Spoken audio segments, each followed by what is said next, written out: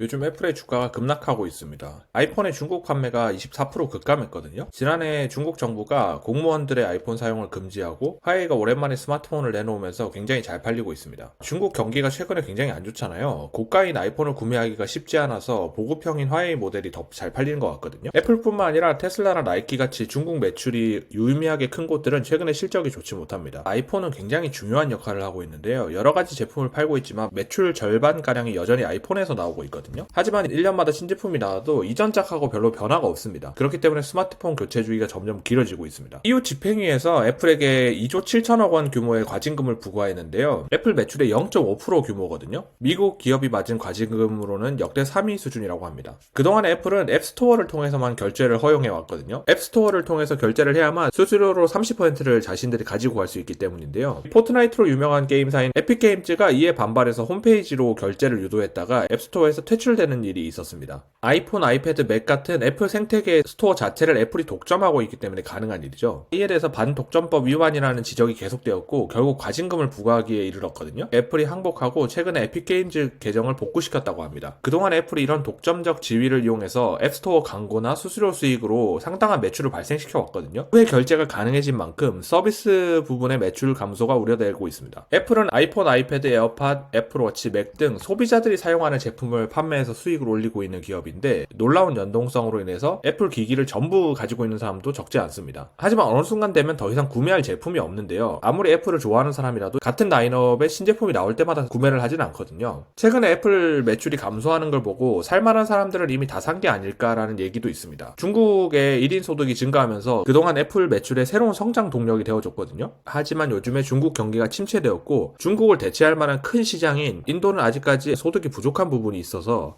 그때까지는 매출이 부진할 수 있다는 얘기가 나옵니다. 애플은 새로운 제품 라인업이 필요해졌는데요. 그래서 나온 게 비전 프로였습니다. 사실 비전 프로가 새로운 성장 동력이 되기에는 약하다고 생각합니다. 그동안 애플의 성공한 제품들을 보면 일상에서 쓰기에 적합한 제품들이었거든요. 하지만 비전 프로는 상당한 제약이 있죠. 쓰고 돌아다닐 수도 있겠지만 무거운 배터리를 들고 다녀야 된다는 것도 있고 무엇보다 애플 제품을 쓰는 사람들은 예쁜 디자인에 만족을 하면서 쓰는 거거든요. 비전 프로 자체만 보면 다른 XR 기기보다 훨씬 더 예쁘지만 사용할 때는 분명히 호불호가 갈릴 수도 있습니다. 아직 대중화되기는 어렵다고 생각하거든요. 그런 상황에서 애플이 10년 동안 공들인 애플카를 포기한다는 기사가 나왔습니다. 2014년부터 수조 원을 쏟아부었는데 결국에 자율주행을 완성시키지 못해서 애플카를 포기한다고 하거든요. 애플은 세계 최고 수준의 브랜드 가치를 가지고 있고 막대한 현금 흐름을 가진 기업이기 때문에 이대로 무너질 거라고는 생각하지 않는데 애플카 개발을 포기했다는 것이 알려지자 팀 쿡 애플 CEO가 AI에 상당한 투자를 하고 있다고 밝혔습니다. 요즘에 AI만 붙으면 날아가는 시장이었는데 애플은 AI 관련해서 특별한 것들을 보여주지 못했거든요. 지금은 주가가 급락하고 있고 이제는 립 서비스라도 필요한 상황이 되었죠. 애플은 생성형 AI를 올해 하반기에 공개할 것이라고 밝혔습니다. 스마트폰 교체 주기가 점점 길어지고 있던 거는 경쟁사인 삼성전자도 비슷한 상황이었어요. 그런데 온디바이스 AI를 탑재한 갤럭시 S24를 내놓으면서 달라졌습니다. 출시 28일 만에 국내 판매가 100만 대를 넘었고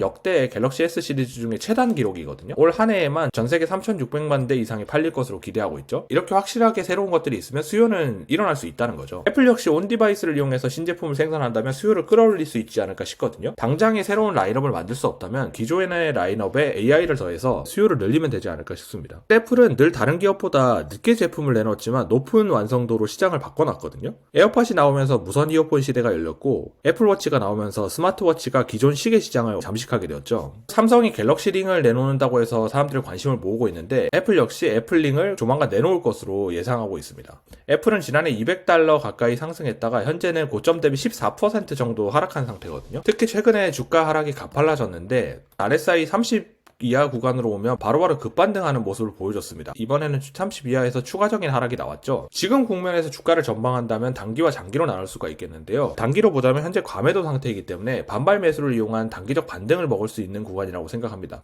바로 반등이 나온다면 5% 정도만 먹을 생각으로 매수를 할 수도 있고 반등 없이 추가적으로 하락한다면 오히려 더 모아서 갈 수 있는 기회가 되겠죠. 반면에 장기적으로 봤을 때 적극적으로 모아갈 만한 구간인지는 의문이거든요. 새로운 모멘텀이 나올 때까지는 어느 정도 시간이 필요할 것으로 보여서 차라리 단기 반등이 나온 이후에 주가가 흐르면서 충분히 싼 가격까지 하락했을 때 모아가는 게 더 좋지 않을까 싶습니다.